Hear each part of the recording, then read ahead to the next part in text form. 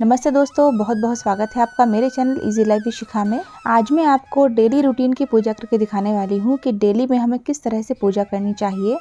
तो चलिए वीडियो को शुरू करते हैं। सबसे पहले दोस्तों हमें मंदिर खोलना है और उसके बाद घंटी बजाकर हमें भगवान को जगाना है। आपके घर में जो पहले स्नान कर लें वो मंदिर को खोल सकते हैं और घंटी बजाकर भगवान को जगा सकते हैं। अब हमको मंदिर की साफ़ सफाई कर लेनी है। जो बासी फूल मंदिर में चढ़े होंगे वो हमको हटा देना है। सारी फ़ोटो भगवान की साफ़ कर देना है और जो कपड़ा बिछा हुआ है भगवान के आसन के रूप में, उसको हमको किसी कपड़े से झटकार लेना है, साफ़ कर लेना है। पहले हम फ़ोटो वगैरह साफ़ करेंगे ताकि जो चंदन गिरे वो कपड़े पर गिरेगा, तो बाद में हम साफ़ करेंगे तो अच्छे से हमारा जो मंदिर है वो साफ़ हो जाएगा। मंदिर झटकारने का कपड़ा अलग होना चाहिए दोस्तों, और भगवान को साफ़ करने का कपड़ा अलग होना चाहिए। तो यहाँ देखिए मैंने एक छोटा सा टॉवल कर रखा है भगवान को साफ़ करने के लिए, भगवान के अंग पोषण के लिए, और मंदिर झटकारने के लिए मैं अलग से एक कपड़ा लूँगी, अलग से एक रुमाल लूँगी। ये देखिए इस तरह से हमको कपड़ा पूरा साफ़ कर लेना है।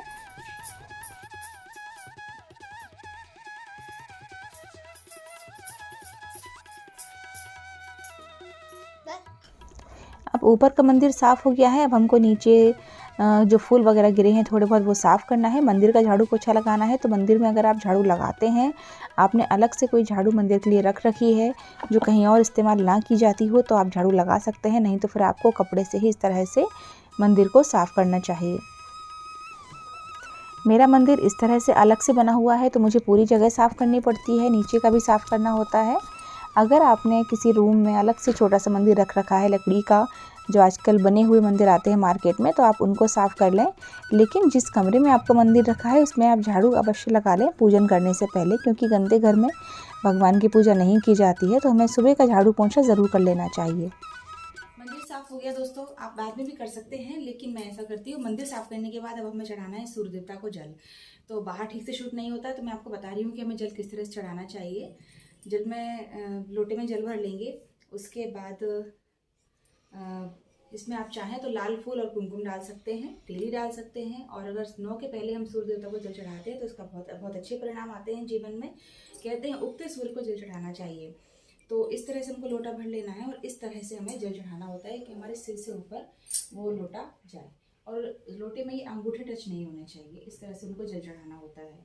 और जल चढ़ाते समय हमें ओम हुम सूर्याय नमः का जाप करना चाहिए।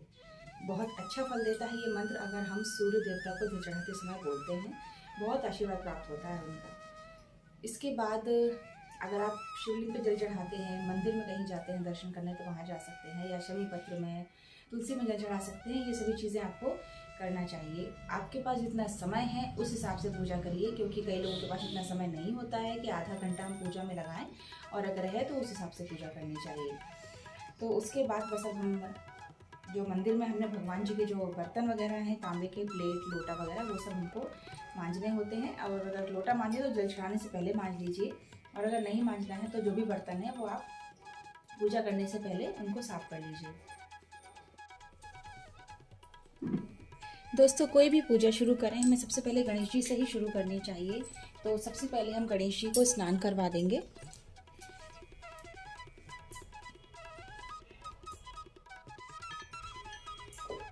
अगर आपके पास पीतल के भगवान हैं जो भी, तो उनको डेली स्नान करवाना चाहिए। और अगर आपके पास कम समय है तो किस तरह से हमें पूजा करनी चाहिए उसका वीडियो भी मैं आपके साथ ज़रूर शेयर करूँगी। सबसे पहले हम एक बार जल से स्नान करवाएंगे, फिर दूध से स्नान करवाएंगे, फिर उसके बाद हमें वापस से शुद्धोदक स्नान करवाना होता है जल से। मैंने इस तरह की पंच धातु वाली थाली ली है ये। तो ऐसी कोई सी थाली लें आप। अगर स्टील के बर्तन ना इस्तेमाल करें पूजा में तो ज़्यादा अच्छा रहता है। भगवान का अंग पोषण ज़रूर करें, उन्हें बिना पोछे वस्त्र ना पहनाएं।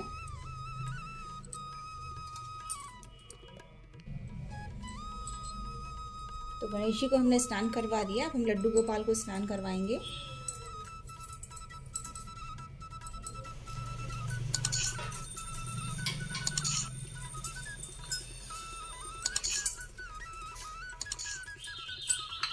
तो लड्डू गोपाल को शंख से स्नान करवाना बहुत अच्छा माना जाता है। तो इस तरह से हम पहले एक बार जल से स्नान करवाएंगे, फिर दूध से स्नान करवाएंगे, फिर हमें शंख में जल भरकर शंख से स्नान करवाना होता है। ये सिर्फ लड्डू गोपाल के साथ ही किया जाता है, बाकी और किसी भी देवी देवता को शंख में जल भरकर स्नान नहीं करवाया जाता। तो ये हमने जल से स्नान करवा दिया।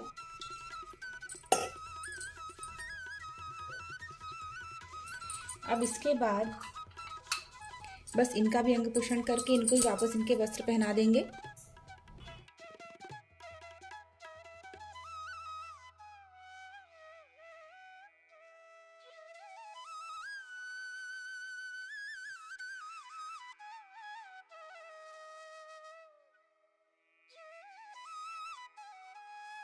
लड्डू गोपाल के पास बांसुरी ज़रूर रखनी चाहिए दोस्तों, और अगर आप सक्षम हैं तो चांदी की बांसुरी लाइए। तो चांदी की बांसुरी लड्डू गोपाल के सामने रखना बहुत अच्छा माना जाता है। कहते हैं उससे घर में आर्थिक सुख समृद्धि आती है।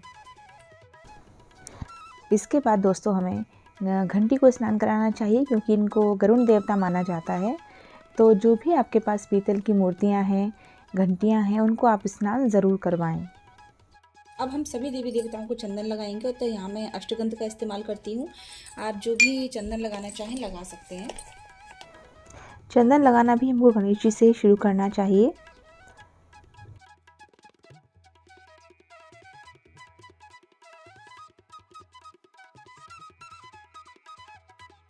तो सभी भगवानों को मैंने चंदन लगा दिया।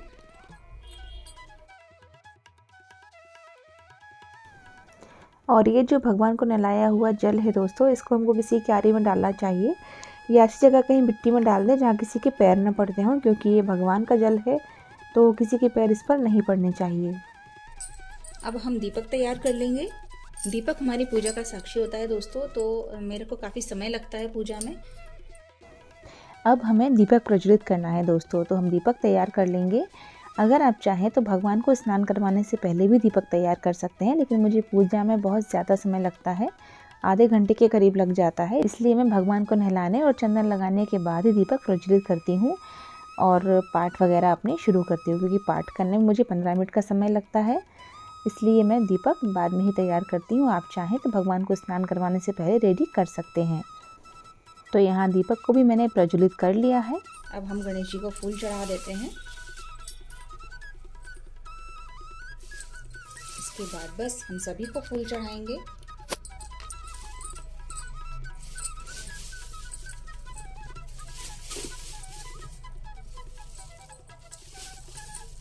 सरस्वती जी को सफ़ेद फूल चढ़ाया जाता है। अगर आपके पास हो सके तो सरस्वती जी को सफ़ेद फूल चढ़ाइए। अब हमें धूपबत्ती लगाना है, तो आप घंटी ज़रूर बजा दें इस समय पर।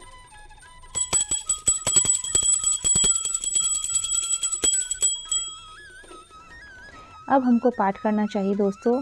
तो आप जो भी पाठ करते हैं उसके अलावा आप गायत्री चालीसा का पाठ ज़रूर करें, क्योंकि बहुत ही अच्छा होता है। मानसिक रूप से हमें बहुत स्वस्थ रखता है ये पाठ। और अगर हमारे ऊपर कोई नेगेटिविटी हो तो वो भी इस पाठ को करने से और गायत्री मंत्र का जाप करने से दूर होती है।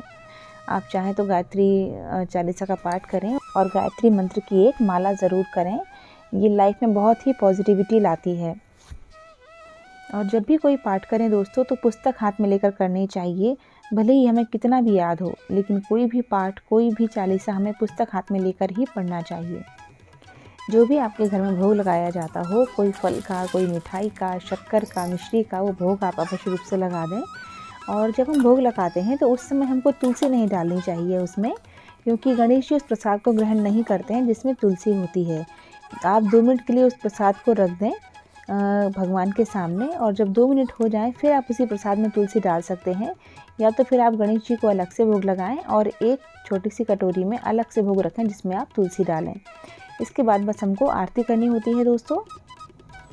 और ऐसा माना जाता है दोस्तों कि जो भी चालीसा हम करते हैं, जिन भगवान का भी हम चालीसा करते हैं, उन भगवान की आरती हमको करनी चाहिए। जितना आपके पास समय हो उतना आप अवश्य रूप से करिए, नहीं तो ऐसे कोई बाउंडेशन नहीं है। आप सिर्फ गणेश जी की आरती भी कर सकते हैं या ओम जय जगदीश हरि की आरती भी कर सकते हैं। इसके बाद हमें घर में थोड़ा सा कपूर अवश्य रूप से जलाना चाहिए। इससे घर की नेगेटिविटी बाहर जाती है और घर में पॉजिटिविटी आती है। तो कपूर आप ज़रूर जलाएं, डेली जलाएं पूजा में, और इस दिए को आप पूरे घर में घुमा दें ताकि पूरे घर से नेगेटिविटी बाहर जा सके और घर में जो भी लोग हैं सभी को आरती दे दें। इस तरह से हमको डेली पूजा करनी होती है दोस्तों।